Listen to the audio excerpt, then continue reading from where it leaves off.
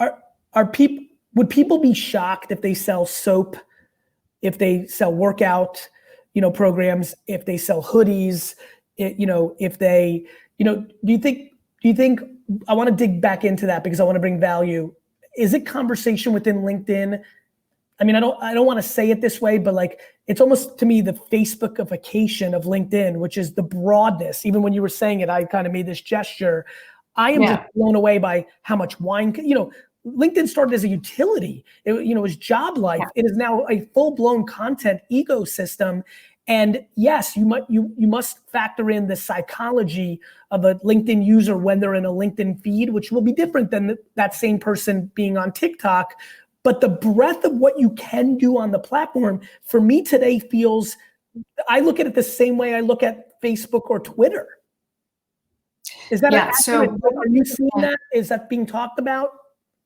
Absolutely, 100% agree with you. But I will challenge you a little bit in terms of this sort of dividing line between what's B2C and B2B is not the way we're necessarily looking at it, because it's really about business to professional, right? In an advertising sense, right? But when you talk about, for example, I apologize, when you can target by job title in a way that you can't anywhere else, my ability, if I'm selling a SaaS product, to target by people who hold the title as Chief Innovation Officer, right?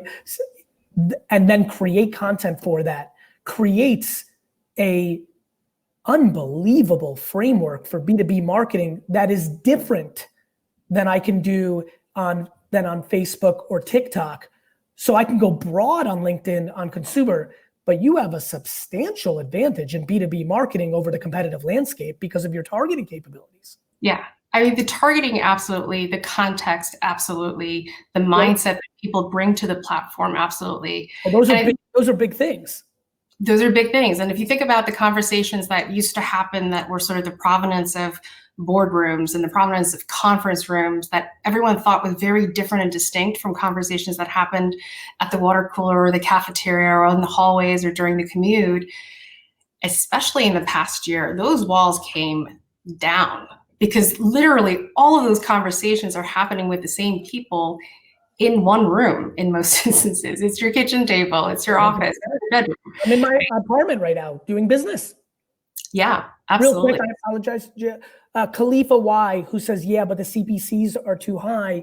The reality is that's a creative game. The reason so many people struggle on LinkedIn or any other platform for that matter on their CPCs, because the CPAs are higher, the CPMs are higher when you get better targeting, is the creative more so than the targeting.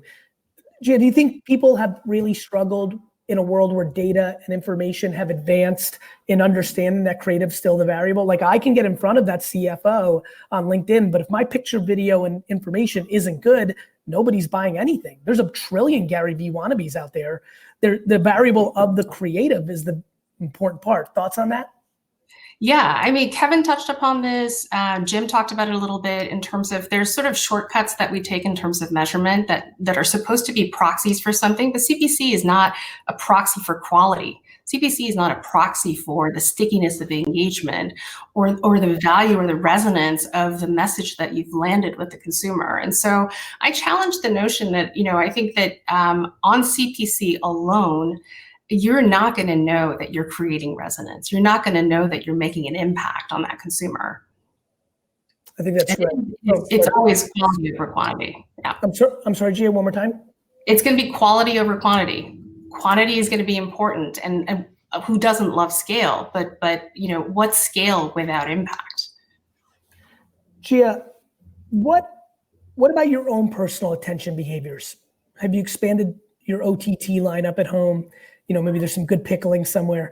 While the fermentation is happening in the basement, I'm probably oversubscribed on the streaming side. And then I think where I'm active is LinkedIn, where I'm active is Instagram. And then I've got my TikTok feed going in my peripheral vision, because I got to watch my kids.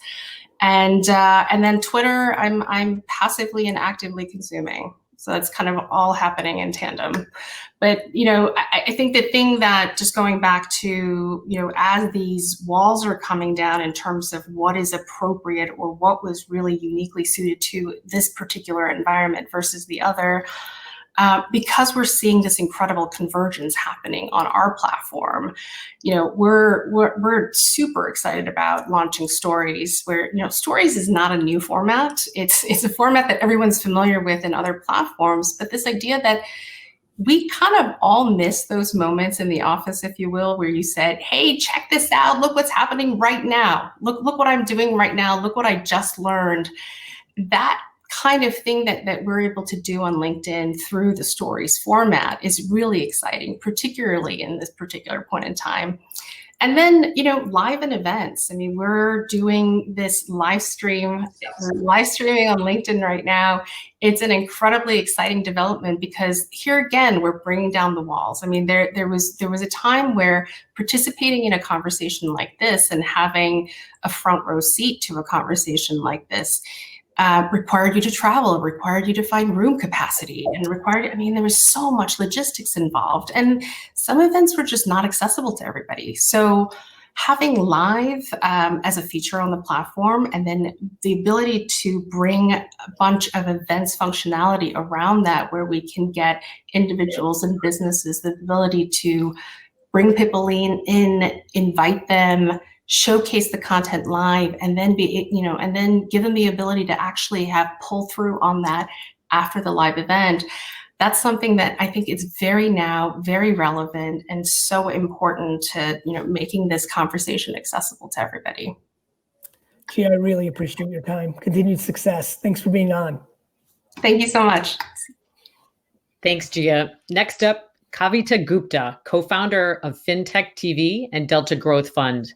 She's at Stanford University, where she teaches beyond Bitcoin and ethics for AI after leading a VC hedge fund investing in blockchain technology. And Kavita received the UN Social Finance Innovator Award for her work on the Green Bond team at the World Bank. Welcome, Kavita. Thank you. Kavita, how are you? Good. Was that a very nerdy introduction to start with?